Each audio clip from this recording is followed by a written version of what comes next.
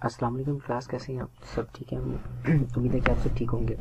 अच्छा बेटा, आज मैं इस लेक्चर के अंदर ना सिर्फ लॉन्ग क्वेश्चंस को कवर अप करूंगा और उसके हम तरतीब से पढ़ते चले जाएंगे। ठीक है, अभी सबसे पहले हम पढ़ेंगे कंट्रोल स्ट्रक्चर के बारे में। कंट्रोल स्ट्रक्चर क्या होता है बेटा? कंट्रोल स्ट्रक्चर हमारे पास फ्लो ऑफ एग्जीक्यूशन है, यानी हम देखते हैं कि हमारे जो प्रोग्राम है वो लाइन बाय लाइन एग्जीक्यूट होते हैं या फिर कुछ स्टेटमेंट्स को स्किप करके एग्जीक्यूट होते हैं। ठीक है, तो वो जो कंट्रोल है कि कौन सी लाइन को एग्जीक्यूट करना है और कौन सी स्टेटमेंट को एग्जीक्यूट नहीं करना है, वो हमारा कंट्रोल स्ट्रक्चर है। अब कंट्रोल स्ट्रक्चर के अंदर हमारे पास तीन चीज़ें आती हैं। एक हमारे पास सीक्वेंशियल कंट्रोल है, एक हमारे पास सीक्वेंशियल सिलेक्शन कंट्रोल है और उसके बाद हमारे पास रिपीटेशन है। ठीक है, हम इन तीनों को वन बाय वन पढ़ेंगे। ठीक है, सबसे पहले देखते हैं कि हमारे पास सिलेक्शन क्या होती है, सीक्वेंस क्या होता है। सीक्वेंस के अंदर हम सारी स्टेटमेंट्स को लाइन बाय लाइन रन करते हैं। ठीक है, और लाइन बाय लाइन कैसे रन करते हैं, तो इस प्रोग्राम को प्रैक्टिकली देख लेते हैं। तो देखिए, मैं यहाँ पर एक लाइन लिख लेता हूँ, प्रिंट एफ, और हम इसको रन एग्जीक्यूट करके देखते हैं। मैं कहता हूँ एंटर योर नेम। जस्ट मैंने एक प्रोग्राम को रन लिख लिया, एक लाइन से एक स्टेटमेंट लिख ली और इसमें कॉपी कर लेता हूँ और इस लाइन को मैं करता हूँ पेस्ट और फिर पेस्ट और फिर पेस्ट। मैंने यहाँ पर लिखा नेम 1, उसके बाद नेम 2, नेम 3 और नेम 4। मैंने 4 दफ़ा सेम लाइन को लिखा। तो पहले लाइन नंबर 1 रन होगी, फिर 2, 3, 4, 5, 6, 7 एंड सो ऑन। इसको एग्जीक्यूट करके देखते हैं। ओके, ये रन हो रहा है और ये देखें, सबसे पहले लाइन नंबर 1 रन हो रही है, फिर 2, 3, 4 एंड ख़त्म। यानी ये सारी की सारी लाइंस वन बाय वन चल रही हैं, स्टेप बाय स्टेप चल रही हैं। ठीक है, तो यही हमारे पास सिक्वेंशियल कंट्रोल होता है। उसके बाद हम चलते हैं हमारे इफ एल्स यानी सिलेक्शन स्ट्रक्चर के पास। सिलेक्शन स्ट्रक्चर हमें कहता है कि आप किसी चीज़ स्टेटमेंट को रन भी कर सकते हैं और स्किप भी कर सकते हैं। ठीक है, इसमें दोनों ही ऑप्शन हमारे पास मौजूद हैं। देखिए, हम प्रोग्राम को सिंपली रन करते हुए आएंगे, या तो वो ट्रू हो सकता है। अगर कंडीशन हमारी ट्रू होगी तो हम इस स्टेटमेंट को रन करेंगे, और अगर वो कंडीशन फॉल्स हो जाती है तो हम ये वाली स्टेटमेंट को रन करेंगे। लेकिन इनमें से किसी एक का स्किप होना लाजमी है, उसे स्किप होना ही होना है। ठीक है, ये हो सकता है, मुमकिन है ये वाली स्टेटमेंट रन ना करे फॉल्स होने की सूरत, ट्रू होने की सूरत में, और मुमकिन है ये वाली स्टेटमेंट हमारे पास काम ना करे कंडीशन के फॉल्स होने की सूरत में। ठीक है, तो इस तरह तरतीब से चलता चला जाता है। अब हम चलते हैं रिपीटेशन के पास। रिपीटेशन बहुत आसान सा स्ट्रक्चर है जिसके अंदर हम किसी काम को बार बार करते हैं। ठीक है, तब तक करते रहते हैं जब तक कि हमारी कंडीशन ट्रू रहती है, और जैसे ही हमारी कंडीशन फॉल्स हो जाती है तो हम इस स्ट्रक्चर से बाहर आ जाते हैं। ठीक है, और हम इस मुसलसल, वरना हम इसी को बार बार फॉलो करते चले जाते हैं। ठीक है, आगे चलते हैं। ये बेटा हमारा एक इंपॉर्टेंट लॉन्ग क्वेश्चन है जो कि आपको याद करना है। मैं इसमें किसी भी टॉपिक की रीडिंग नहीं कर रहा, क्योंकि हम इसकी रिवीजन कर रहे हैं और सिर्फ लॉन्ग क्वेश्चंस को के कॉन्सेप्ट्स को रिवाइज कर रहे हैं। ठीक है, ओके, अब हम जाते हैं सिलेक्शन स्ट्रक्चर के पास, यानी इफ स्ट्रक्चर के पास। अब जरा इफ स्ट्रक्चर को देखते हैं डिटेल के साथ, वो क्या होता है। देखो बेटा, इफ स्ट्रक्चर हमें कहता है कि अगर कंडीशन ट्रू होगी तो हम नंबर ऑफ स्टेटमेंट्स को एग्जीक्यूट करेंगे। अगर हमारे पास कंडीशन ट्रू नहीं होगी तो हम कोई भी काम नहीं करेंगे। ठीक है, तो हम इसको ना प्रैक्टिकली करके देख लेते हैं। पहले हम इसके सिंटैक्स की बात कर लेते हैं। अच्छा, इस लॉन्ग क्वेश्चन को अटेम्प्ट करने का तरीका का बहुत आसान है कि आपको पहले डेफिनेशन लिखनी है। ठीक है, नंबर 1 पे डेफिनेशन लिखने के बाद आपको उसका फ्लो चार्ट बना देना है। ठीक है, फ्लो चार्ट बना देना। फ्लो चार्ट बनाने के बाद आप उसकी एक्सप्लेनेशन करेंगे। ठीक है, या फिर और अगर उसकी वर्किंग लिखी हुई है तो वर्किंग करेंगे। ठीक है, और उसके बाद आप उसकी एक एग्जाम्पल देंगे, एग्जाम्पल, और उसके फ़ौरन बाद आप बस, ठीक है, डेफिनेशन, फ्लो चार्ट, उसकी वर्किंग। ओके, तो ये आपको लिखना है हर एक लॉन्ग क्वेश्चन के अंदर। और एक और इम्पॉर्टेंट चीज़, और वो है सिंटैक्स। ठीक है, सिंटैक्स भी आपको लाजमी लिखना है इसके अंदर। ठीक है, ये 5 स्टेप हैं जो कि आपको फॉलो करने की लॉन्ग क्वेश्चन को कंप्लीट करने के लिए।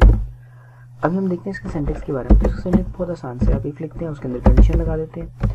अगर आपकी कंडीशन के बाद जो स्टेटमेंट है वो सिर्फ एक ही है तो आपको करली ब्रेसेस की ज़रूरत नहीं है। अगर आपकी स्टेटमेंट ज़्यादा है, यानी आपकी स्टेटमेंट ST1 भी है, ST2 भी है, और ये सो ऑन चलती चली जा रही है, तो आपको करली ब्रेसेस की ज़रूरत है और आपको ये लगानी है, और ये आपके सिंटैक्स का हिस्सा है। ठीक है, अब हम ऐसा करते हैं, इसका एक छोटा सा प्रोग्राम बना के देख लेते हैं। तो फ्लो चार्ट को मैं देख लिया, इसके प्रोग्राम की तरफ चलते हैं। फ्लो चार्ट में हम मार्क्स वाला क्वेश्चन कर लेते हैं। वैसे ना इस वीडियो को मैं पहले भी रिकॉर्ड कर चुका हूँ और हम इसको दोबारा रिकॉर्ड कर रहे हैं। ओके, हम यहाँ पे चलते हैं और इंटीजर से मार्क्स बना देते हैं, मार्क, और मार्क में दे देता हूँ 33, ठीक। अब हमें कंडीशन ये बनानी कि अगर मार्क्स 33 से ज़्यादा होते हैं तो वो पास हो जाए, ठीक है। तो मैं यहाँ पे इफ कंडीशन बनाता हूँ, मैं कहता हूँ कि अगर मार्क्स ज़्यादा होंगे या बराबर होंगे 33 से, ठीक है, तो वो स्टूडेंट क्या हो जाएगा, पास हो जाएगा, printf, और वो होगा पास। अदरवाइज ये कुछ भी नहीं करेगा, ठीक है। तो इसको एग्जीक्यूट करके देखते हैं, क्योंकि मार्क्स में 35 कर देता हूँ, एक्सक्यूट कर देते हैं और अब देखते हैं। नहीं, स्क्रीन पर पास दिख रहा है। अगर नंबर होते इससे कम, नंबर होते सिर्फ 31 जबकि 33 की रिक्वायरमेंट है, तो अब इसमें कोई भी आउटपुट नहीं आएगी। ये देखें, इसमें कोई भी आउटपुट नहीं आई, ठीक है। तो आज हमारे पास लैपटॉप की सूरत मौजूद है, तो हम प्रैक्टिकल भी करके देख सकते हैं, ठीक है। तो हम ये उम्मीद करता हूँ कि आपको समझने में ज़्यादा आसानी होगी। आगे चलते हैं। ओके, अब ना हमें चेक करना है कि फर्स्ट नंबर जो कि आपने 2 नंबर लेने हैं, फर्स्ट नंबर और सेकंड नंबर, ठीक है। और आपने चेक करना है कि जो सेकंड नंबर है वो फर्स्ट वाले का स्क्वायर है या फिर नहीं है, ठीक है। तो इसको ऐसा करते हैं, रन करते हैं, यानी कैलकुलेट करते हैं। मैं यहाँ पे वेरिएबल बना देता हूँ VB1 और VB2, ठीक है, इस तरह से।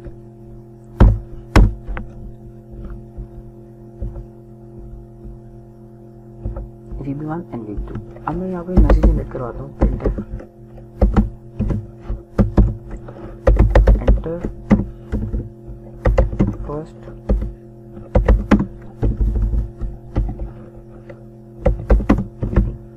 पहला वेरिएबल एंटर करवाएं, यानी वेरिएबल 1, और स्कैनफ से मैं उसे स्टोर करवा लेता हूँ।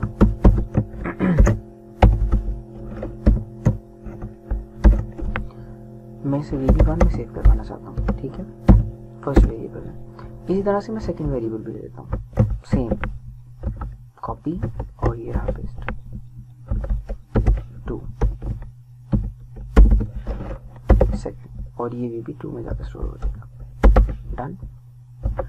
अब मुझे इनको कंपैरिजन में लेकर आना है, ठीक है। तो कंपैरिजन करते हैं इनका। मैं कहता हूँ इफ अगर जो फर्स्ट वेरिएबल है यानी VB1 का स्क्वायर लिया जाए, स्क्वायर हम कैसे लेंगे, VB1 multiply by VB1 equal to VB2, यानी पहले नंबर का स्क्वायर, पहले नंबर का अगर स्क्वायर नहीं वो बराबर हो सेकंड के, तो आप मैसेज जनरेट करवाएंगे कि वो स्क्वायर है। मैं स्क्वायर को एक्सप्लोर लिख रहा हूँ, ठीक है, इस तरह से। और मैं इसको एग्जीक्यूट करके देखता हूँ कि एरर आता है या फिर क्या होता है। ओके,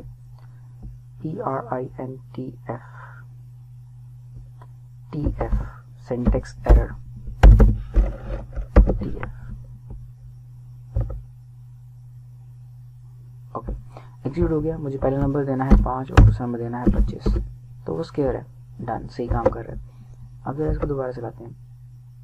मैं एंटर करता हूँ 5 और 26, कोई आउटपुट नहीं आई, प्रोग्राम एंड हो गया और ये खत्म, ठीक है। तो ये हमारा हो गया प्रैक्टिकल भी, वर्किंग भी। अब हम चलते हैं आगे। हमारे पास ना मैक्सिमम नंबर फाइंड आउट करने के लिए एक प्रोग्राम है, तो इसको बनाकर देखते हैं क्या ये कैसे बनता है। मैं यहाँ पर वेरिएबल ले लेता हूँ 3, ठीक है। मैं यहाँ पर एक और वेरिएबल भी ले लेता हूँ VB3 के नाम से, ठीक है। और अभी एक वाले को मैं डाल रहा हूँ यहाँ से, और यहाँ पे अब तीसरा वेरिएबल भी ले लेते हैं, कॉपी एंड देन पेस्ट, ये आ जाएगा थर्ड, और ये VB3 हो जाएगा 2 and 3। अब मुझे ना मैक्सिमम नंबर फाइंड आउट करना है, तो मुझे मैक्स नाम का एक वेरिएबल भी चाहिए होगा, वो बना लेते हैं। तो मैं ये लिख रहा हूँ मैक्स, तो max is equal to VB1, यानी VB1 जो नंबर है हमारा उससे साइन कर दी कि मैक्सिमम है। अब मैं कंडीशन लगाता हूँ, इफ अगर हमारा VB2 ग्रेटर देन होगा मैक्स से, तो हम क्या करेंगे, हम करेंगे कि जो हमारा VB2 है यानी जो हमारा मैक्स है उसको साइन कर देंगे VB2 की वैल्यू। ओके, हमारा पहला स्टेप। उसके बाद अगर ऐसा ना हुआ तो मुमकिन है कि VB3 होगा ग्रेटर देन मैक्स से। VB3 बड़ा हो सकता है। अगर VB3 बड़ा है तो हम क्या करें, मैक्स को असाइन कर दें VB3 की वैल्यू। डन। उसके बाद अब हम ऐसा करते हैं, देखिए मैं आपको दोबारा समझाता हूँ थोड़ा सा। हमने 3 वेरिएबल लिए, VB1, VB2 एंड VB3। अब हम उसमें सबसे बड़ा वेरिएबल हमने बनाया VB1। हमने फर्ज कर लिया है, लेट किया है कि VB1 सबसे बड़ा है। और फिर हम क्या करते हैं कि VB2 को कंपेयर करते हैं मैक्स के साथ। अगर VB2 बड़ा है मैक्स से तो VB2 की वैल्यू मैक्स को दे दो। अगर VB3 की वैल्यू बड़ी है मैक्स से तो मैक्स को VB3 की वैल्यू दे दो। ठीक है। अगर ऐसा, अब हम जस्ट प्रिंट करवाना है, PRINTF प्रिंटफ कि जो हमारा मैक्स है वो इक्वल होगा मॉड डी के, क्योंकि हम इंटीजर में काम कर रहे हैं, और ये रहा हमारा मैक्स। और अब इसको एग्जीक्यूट करके देखते हैं क्या ये सही काम कर रहा है या नहीं। Okay, first number 50, second number 30 and third number is 10। 50 is maximum, उसने बता दिया, यानी सही काम कर रहा है। अब मैं इसको एक दफ़ा दोबारा टेस्ट कर लेता हूँ। 20, 60 एंड 10, 60 इज ग्रेटर। ठीक है। अब अगर मैं इसी सवाल को, इसी क्वेश्चन को मिनिमम में फाइंड आउट करना चाहूँ तो मुझे बस ये साइन चेंज करना है, जस्ट साइन चेंज करना है, और ये मिनिमम वैल्यू फाइंड आउट करना शुरू कर देगा। और यहाँ मैं मिन लिख देता हूँ, देन एग्जीक्यूट। 20, 30 और 10, मिनिमम 10 है। ठीक है। तो इस तरह से हम इसको आसानी से कोड कर सकते हैं। आगे चलते हैं। अब हम जा रहे हैं इफ एल्स के पास। ठीक है। इफ स्टेटमेंट के अंदर लिमिटेशन थी कि हम इसमें गलत होने पे कुछ भी नहीं कर पा रहे। ठीक है। कंडीशन ट्रू होगी तो काम करेंगे, फॉल्स होगी तो हम कुछ भी नहीं कर पा रहे। ठीक है। तो ये प्रॉब्लम हमारे पास थी। तो मैं इसको ऐसा कर रहा हूँ, प्रोग्राम को कॉपी कर रहा हूँ और मैं इसको नोट्स के अंदर रखता जा रहा हूँ, क्योंकि मैंने वीडियो पहले रिकॉर्ड की थी और हम तो सेव नहीं कर पाए थे प्रॉपर वे में। तो वो पहले वाले प्रोग्राम भी इसके अंदर शामिल है और नए वाले भी इसके अंदर शामिल है। ठीक है। तो मैं इनको कॉपी एक जगह पर रखता चला जा रहा हूँ। ओके, अब मैं इसको मिटा लेता हूँ और नेक्स्ट हम चलते हैं आगे। ठीक है। अब हम चल रहे हैं लिमिटेशंस के पास। तो लिमिटेशन तो है, लिमिटेशन ये है कि फॉल्स होने पर कुछ भी नहीं कर पा रहे। लेकिन इफ एल्स का स्ट्रक्चर जो कि हमारे पास यहाँ पर है वो बहुत हेल्पफुल है। वो कहता है अगर कंडीशन ट्रू होगी तो ये वाला काम करना, अगर फॉल्स होगी तो ये वाला काम करना। ठीक है। इस तरह हमारी स्टूडेंट चलेगी। अब इसका सिंटैक्स देख लेते हैं। सिंटैक्स बड़ा आसान सा है कि आपको इफ लिखना है और अगर कंडीशन ट्रू होगी तो ये वाला काम होगा जो कि इन ब्रैकेट्स में लिखा गया है। अगर ऐसा नहीं है तो फॉल्स यानी एल्स होगा, और एल्स होने पे यानी ट्रू होगा तो ये वाला काम, इस ब्रेसेस वाला, और फॉल्स होगा तो ये वाला काम। ठीक है। इस तरह से रन करेगा। तो हम इसके अंदर आसान से इवन ऑड का प्रोग्राम बना लेते हैं। ठीक है, कि हम चेक कर लेते हैं क्या नंबर इवन है या फिर ऑड, यानी ये वाला प्रोग्राम बना लेते हैं। ठीक है। मैं यहाँ पे इंटीजर लेता हूँ और एक वेरिएबल भी लेते हैं। ठीक है, यानी जिसमें वेरी सोर्स करवानी है। अब मैं ऐसे कहता हूँ इंटीजर, सॉरी मैं यहाँ पे कहता हूँ एक मुझे वेरिएबल देना है, मैं प्रिंटफ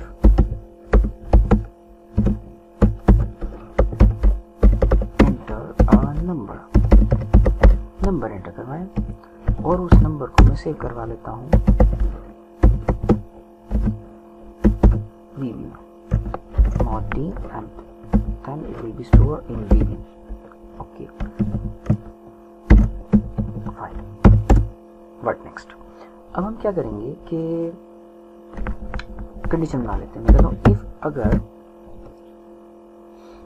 VB का मॉड लिया जाए 2 से और वो इक्वल टू 0 हो तो क्या करना, स्क्रीन पर दिखाना प्रिंट एफ कि ये इवन है। ठीक है। अदरवाइज अगर ऐसा ना हो, यानी वो मॉड 0 के इक्वल नहीं है, तो आप क्या करेंगे, एल्स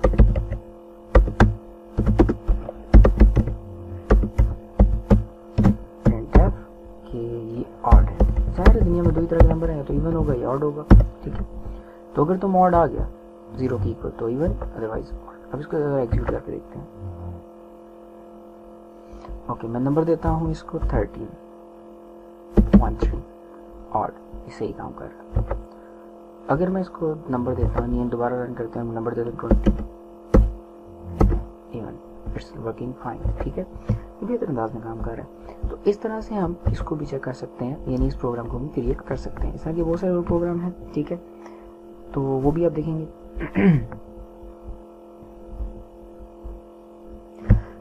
इसी प्रोग्राम को लीप ईयर में कन्वर्ट करते हैं, ये प्रोग्राम दिखते हैं। अगर तो मॉड लिया जाए 4 के साथ और वो 0 जनरेट करते तो आप कहेंगे ये लीप ईयर है, लीप ईयर, ठीक, वरना not leap year, not leap year, ये लीप ईयर नहीं है। रन करते हैं, देखते हैं क्या होता है। 2023 not a leap year, done. दोबारा एग्जीक्यूट करते हैं, 2024 चेक करते हैं,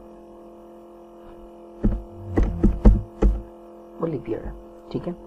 तो इस तरह से हम ये काम भी कर सकते हैं। ओके, मैं इसको भी स्टोर कर लेता हूँ।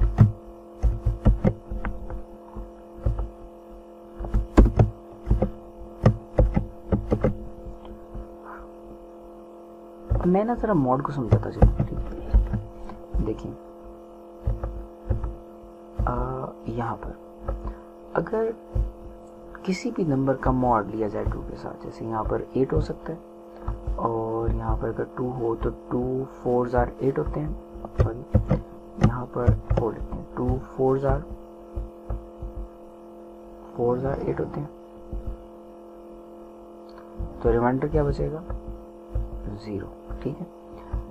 ये 0 बेसिकली हम चेक करें, अगर किसी भी नंबर का 4 से मॉड लिया जाए, 2 से मॉड लिया जाए और वो 0 बचे, ठीक है, तो वो इवन नंबर होता है, और अगर वहाँ पर 1 बचे तो वो ऑड नंबर होता है, और अगर 4 से मॉड लिया जाए और 0 आए तो वो लीप ईयर होता है, ठीक है। तो ये कुछ रूल्स हैं, ये आपको देखने हैं और याद रखने हैं। अब आगे चलते हैं। अब हम बात करेंगे इस सैलरी वाला प्रोग्राम है और ये थोड़ा सा इंपॉर्टेंट भी रहता है हमेशा, तो हम इस प्रोग्राम को बनाकर देख लेते हैं। इस प्रोग्राम के अंदर सवाल लिखा हुआ है कि आपको एक ऐसा प्रोग्राम बनाना है कि किसी बंदे से आप उसका ग्रेड पूछेंगे। अगर तो ग्रेड उसका 15 से ज़्यादा है तो हम उसे 50% बोनस देंगे, और अगर किसी का ग्रेड 15 है या उससे कम है तो हम उसे 25% बोनस देंगे। हम इस प्रोग्राम को क्रिएट करके देखते हैं, टाइम को भी देखते चलें, अभी है टाइम। ओके, अब क्योंकि सैलरी की बात करनी है तो मैं इसको फ्लोट में बनाना पसंद करूँगा, ठीक है। तो फ्लोट में बनाते हैं।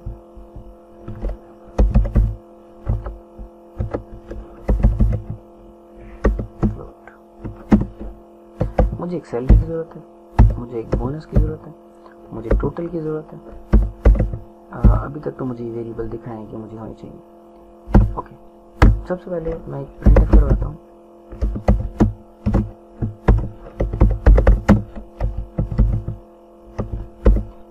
सैलरी,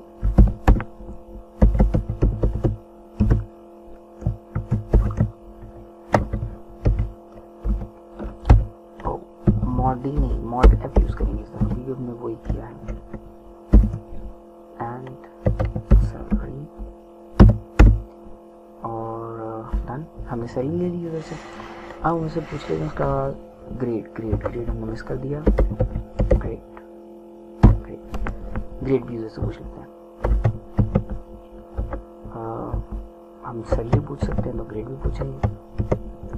एंटर, ग्रेड, और वो हम ग्रेड नाम के वेरिएबल में ही सेव करते हैं, यानी इस वेरिएबल में। ये हो गया, ठीक है। अब मुझे सैलरी भी पता है और ग्रेड भी पता है। अब मैं कंडीशन लगाता हूँ कि इफ अगर किसी का ग्रेड लेस देन, पहले ग्रेटर देन और ग्रेटर देन होगा 15 से, ठीक है, तो उसे क्या करना है, उसको जो बोनस है वो हम लेंगे 50% इज इक्वल टू 50, ठीक है। और अगर तो ऐसा नहीं होता तो डिफाइंड है एज पर कंडीशन कि वो 15 से कम होगा, यानी बोनस उसका हम कर देंगे 25, ठीक है। अगर ग्रेड 15 से ज़्यादा होगा तो 50, अगर नहीं ग्रेड 15 से ज़्यादा नहीं है तो फिर डिफाइंड है कि कम होगा, और कम होने पे उसका बोनस भी 25% होगा। अब मुझे बस सैलरीज की टोटल सैलरी कैलकुलेट करनी है। हमने इसका वेरिएबल क्या बनाया था, टोटल, ये रहा।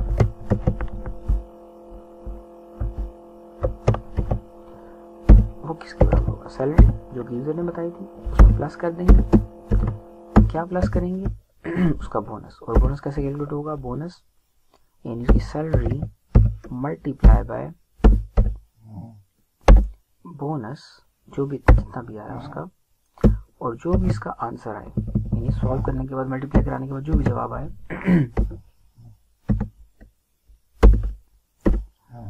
उसको डिवाइड कर दो 100।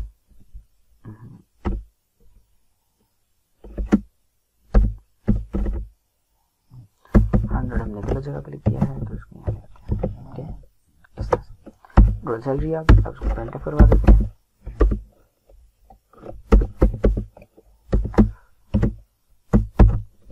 और वो है टोटल, इस तरह से। अब इसको एग्जीक्यूट करते हैं। ओके, वो मुझसे पूछ रहा है कि सैलरी कितनी है, तो सैलरी मैं उसे बता देता हूँ कि सैलरी है 30। लेट्स सपोज ग्रेड है 16। टोटल नहीं आया, क्यों नहीं आया, आएगा भी कैसे, हम लिखेंगे तो आएगा मॉडेफ, और इस मॉडेफ पे हमें वैल्यू चाहिए भाई। अब एग्जीक्यूट करते हैं 30 और 3 साल लिख लिया, कोई बात नहीं, ग्रेड 16। ओके, तो सैलरी कितनी हो जाएगी, इंक्रीमेंट कितना लगा इसका, ये आ गया इंक्रीमेंट। ठीक है, तो इस तरह से हमारी इंक्रीमेंट होकर सैलरी टोटल प्रिंट आउट हो जाएगी। डन। तो हम इस तरह से प्रोग्राम को बना सकते हैं बेहतरीन अंदाज में। टोटल, ग्रेड, सैलरी और सारा कुछ हम इसको दिखा सकते हैं। ये तो हमने टोटल दिखाया। अगर मुझे सैलरी दिखानी होती तो मैं क्या करता, मैं सी लाइन कॉपी करता, पेस्ट करता, और यहाँ पर मैं से दिखा देता सैलरी, ऐसे और उसी नाम से किया हुआ है, तो ये STL सैलरी, यानी सैलरी इतनी है। ठीक है, अच्छा, तो मुझे ग्रेड भी दिखाना हो तो मैं क्या करूँगा, कॉपी और पेस्ट, और यहाँ पे रखेंगे ग्रेड, और ग्रेड हमारा किस में चल रहा है, इस वेरिएबल में चल रहा है, इसको ले लेते हैं और यहाँ पे रख देते हैं। ओके, अब इसको एग्जीक्यूट करते हैं। सैलरी हम देते हैं 3000, दोबारा से ग्रेड देते हैं 17, और देखें हाई कैलकुलेशन करके उसमें रिजल्ट बता दिया। मैंने बताया कि उसकी सैलरी इतनी थी, ग्रेड इतना था, और उसको इतना रखा। ठीक है, अगर मुझे बोनस भी बताना हो तो बोनस कितना निकला, तो बोनस के लिए मुझे काम करना पड़ेगा, पर इतना काफी है। ये मुनासिब है। आगे चलते हैं। अच्छा बेटा, अब हमारे पास आ रहा है इफ एल्स इफ। हमारा लेक्चर जो है वो ज़रा लेंथी होता जा रहा है और बच्चे ज़रा बोर हो जाएंगे, तो हम ऐसा करते हैं, इस टॉपिक को यहीं पर ड्रॉप करते हैं, और नेक्स्ट टाइम जब कंटिन्यू करेंगे तो फिर हम इफ एल्स इफ से कंटिन्यू करेंगे नेक्स्ट लेक्चर में। और जब हमारी नेक्स्ट लेक्चर में मुलाकात होगी तो हम उसमें डिस्कशन करेंगे, प्रीवियस लेक्चर के बारे में कुछ पूछेंगे आपसे, यानी छोटा सा क्विज टाइप होगा हमारा, और आपसे गपशप भी होगी। और एक बहुत ज़रूरी मैसेज कि आपने जिस चैनल पे आप इस वीडियो को देख रहे हैं उसको 100% आपने उसे सब्सक्राइब करना है, लाइक करना है और शेयर भी करना है। ठीक है, और अपने दोस्त साहब से भी कहना है कि इसको लाइक करें। और जहाँ तक अटेंडेंस है, अटेंडेंस आपकी तरीकाकार बता दिया जाएगा, वो कैसे लगनी है। ठीक है, वो ग्रुप में बता दिया जाएगा आपको। ठीक है, thank you so much for watching, और चैनल को सब्सक्राइब करना मत भूलिएगा। Thank you so much.